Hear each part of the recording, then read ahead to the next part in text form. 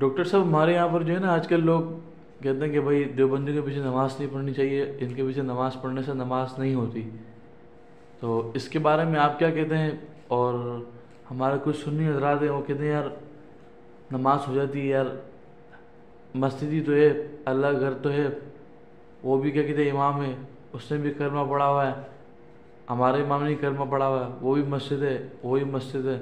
تو کہتے ہیں کہ بھائی نماز ہو جاتی ہے، تو آپ کیا کہتے ہیں اس بارے میں؟ دیکھیں اس کے بارے میں علماء کرام کی مختلف آرائیں ہیں، لیکن زیادہ تر علماء کرام کہتے ہیں کہ دیوبندی بریلوی کے پیچھے پڑے گا نماز نہیں ہوگی، اور اگر بریلوی دیوبندی کے پیچھے پڑے گا نماز تو نہیں ہوگی۔ اسی طرح اہل حدیث حضرات کا بھی سمجھ لیں کہ وہ بھی ان دونوں کے پیچھے پڑیں گے نماز تو نہیں ہوگی نماز۔ وجہ یہ ہے کہ اصل میں بعض لوگ کنفیوز کر رہے ہیں کہ وہ ایسی حدیثیں ایسی روایات لے کر آتے ہیں جس میں ہے کہ بھائی گنہگار انسان کے پیچھے نماز پڑھی جا سکتی ہے۔ بات گنہگار کی نہیں ہو رہی، بات ہو رہی ہے عقائد کی۔ تو یہ بات ذہن میں رکھ لیں کہ اکثریت تو اس کے خلاف ہی ہے۔ بہرحال اگر کوئی مسلمان دیوبندی ہو، بریلوی ہو یا وہ اہل حدیث ہو، اگر وہ جا کے کسی امام کے پیچھے نماز پڑھ لیتا ہے اور وہ ایک مطلب کہ بولتا ہے یار میں نے نماز پڑھنی ہے بس،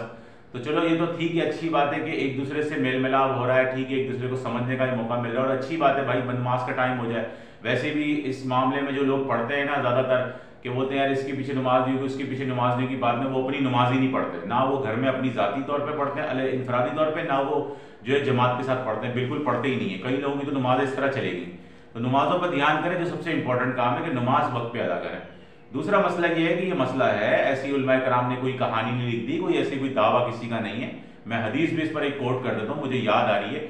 سنن ابو داؤد کے اندر حدیث موجود ہے،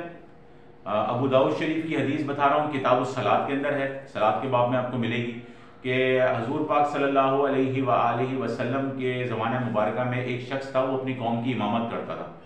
اور وہ جو ہے حضور نے اس کو دیکھا کہ اس نے قبلے کے رخ جو ہے اس نے تھوک دیا۔ حضور علیہ الصلوۃ والسلام نے اس کو دیکھا کہ اس نے قبلے کی طرف تھوک دیا،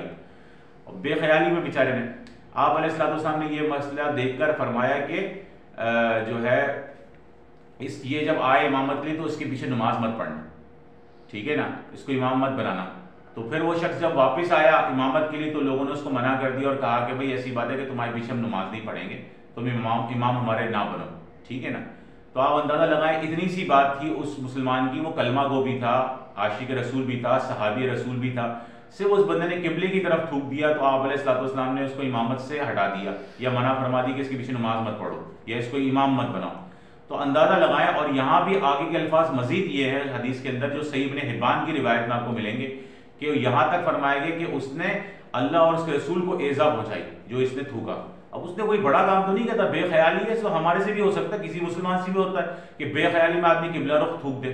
ٹھیک ہے نا، تو ہو گئی چھوٹی سی بات ہے، بعد میں توبہ بھی کر لے گا آدمی، لیکن آپ علیہ الصلوۃ والسلام نے اس کو امامت سے ہٹانے والا فیصلہ فرمایا۔